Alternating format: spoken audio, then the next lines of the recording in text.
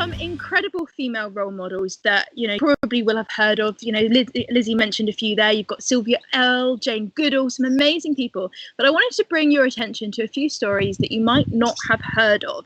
The first person I'd like to talk to you about is someone who I wasn't that familiar with until recently. Her name is Harriet Hemingway. So she was born in the US. She was born in 1858. She passed away in 1960. And in the late 1800s, it was incredibly fashionable to have your bonnets covered head to toe in feathers, of course. And one of the most famous hats actually had about 3,000 Brazilian hummingbird feathers on it, 3,000 individual Brazilian hummingbird feathers. And it's absolutely insane the amount of feathers that were put on, and they killed millions every year of these different birds. And in North America, there are many different species which were threatened with extinction because of this trade for high fashion. And particularly egret rookeries were targeted, especially during the breeding season when they were in their full plumage. And in just one London auction house in 1902, there were 48,240 ounces of plumes were sold in one hit, which is approximately equates to 200,000 birds just in one auction on one day, which is absolutely incomprehensible. And it's not just the adults that of course would have suffered, it would have been all the chicks and those eggs from that year as well. So fashion and feathers in fashion was something that women kind of picked up on, and particularly Harriet. She saw this issue and she really rose to it in the most amazing way. So she was a bit of a socialite, and she was known as a bit of a rebel around town because she wore white sneakers, and apparently that at the time was a fashion faux pas, and nobody liked that very much. So she was kind of gossiped about because of these trainers. But more importantly than that, she and her cousin started tea parties. Now, women in this time wasn't allowed to hire professional spaces. They weren't allowed to conduct meetings or go into, government areas and petition for things. So they had to make use of what they could do. And in this case, it was tea parties. And this is something that you see quite common across the 1800s, where women was trying to institute change.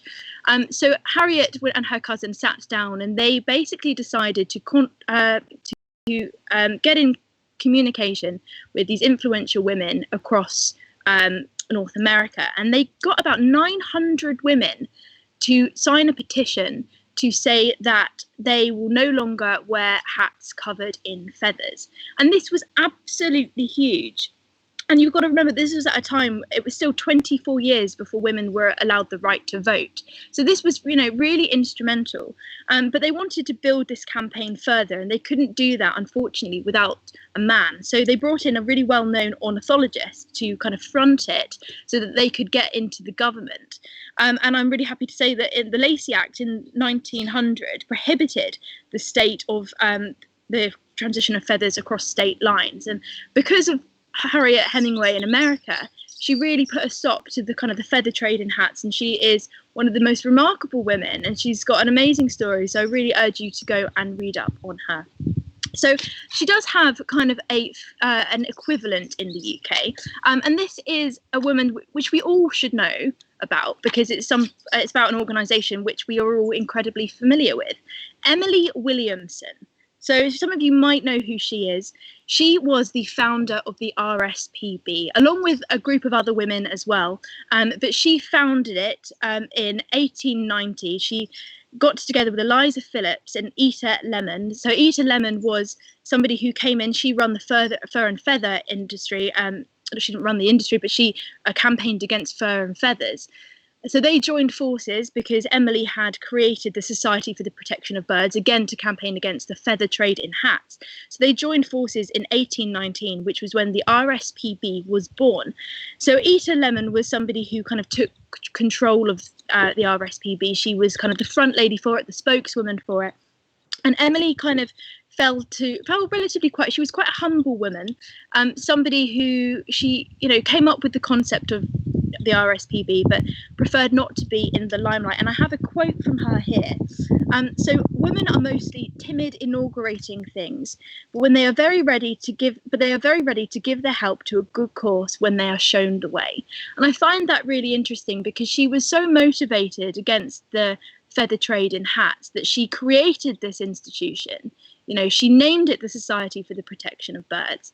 But when it came to really pushing it forward, of course, she didn't feel like she had the confidence to do so, which is where Etta Lemon came in and managed to do that.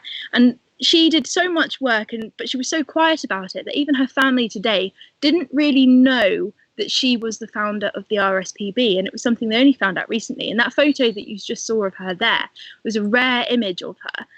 So she was a very, very humble person. And I have to say, her great niece, Melissa Bateson, is actually a professor at Newcastle University today, and she studies the foraging patterns of starlings. So it's absolutely amazing to see that, Emily was this incredible person who started the RSPB, and her great niece today is still studying birds. And there's a fantastic book, which I urge you to get if you possibly can, called Mrs. Packenhurst's Purple Feather: Fashion, Fury and Feminism, Women's Fight for Change. It's an incredible book about the story of all these women and what they had to overcome to create the RSPB and for conservation awareness for birds in the UK. So it really is an amazing, amazing book. If you can get it, make sure you do that. It's beautifully written, absolutely stunning, a very humble, beautifully told story there.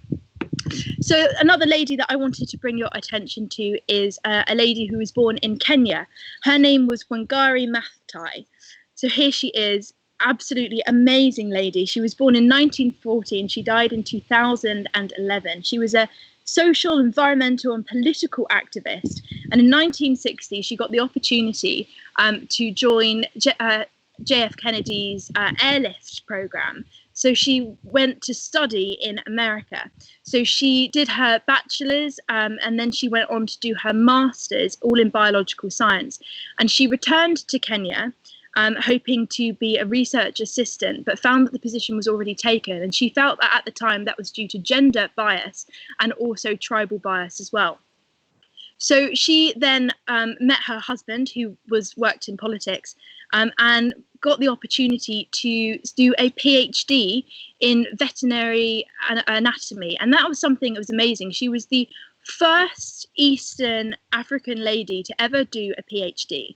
Incredible. And then she founded something called the Green Belt Movement.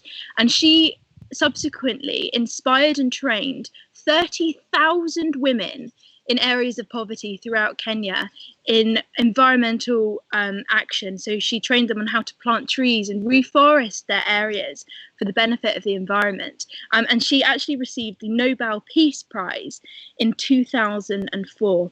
And I have a little quote here that I was going to read to you about from the Nobel Committee. So the committee further stated that Professor Mathai stands at the front of the fight to promote ecological, viable social and economic and cultural development in Kenya and in Africa.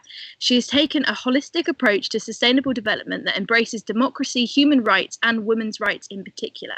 She thinks globally and acts locally. In accepting the award, the professor said, "I believe the Nobel Committee was sending a message that protecting and restoring the environment contributes to peace. It is peace's work. I always felt that our work was not simply about planting trees. It was about inspiring people to take charge of their environment, the system that governed them, their lives and their future." And I feel like that's a really poignant quote from her there. An amazing woman, somebody who we don't really know much about, but she did an amazing job in Kenya and inspiring women in those areas as well. One last lady I wanted to bring your attention to. She is one of my heroes. I couldn't talk about inspiring women without talking about her. Her name is Jill Robinson. So Jill is the founder of an organisation called Animals Asia. So that's an organisation that I was lucky enough to go and volunteer for a few years ago. And they work in rehabilitating and rescuing the bears caught in the bear bile farming industry in China. So Jill started this, she moved out to Hong Kong and she was working for different animal charities. And she went on a tour of this local area and she went into somebody's basement. And in this basement, she found all these caged bears and this bear reached out and tapped her on the shoulder. She turned around and she held that bear's paw.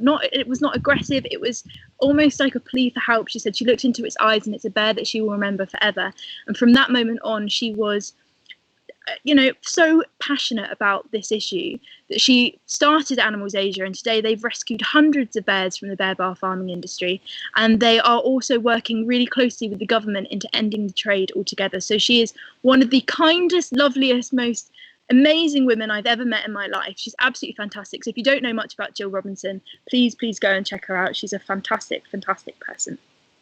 Anyway, I've rambled on quite a lot. Some amazing women there that you can kind of get to grips with and do some research on. They're a fantastic group of people.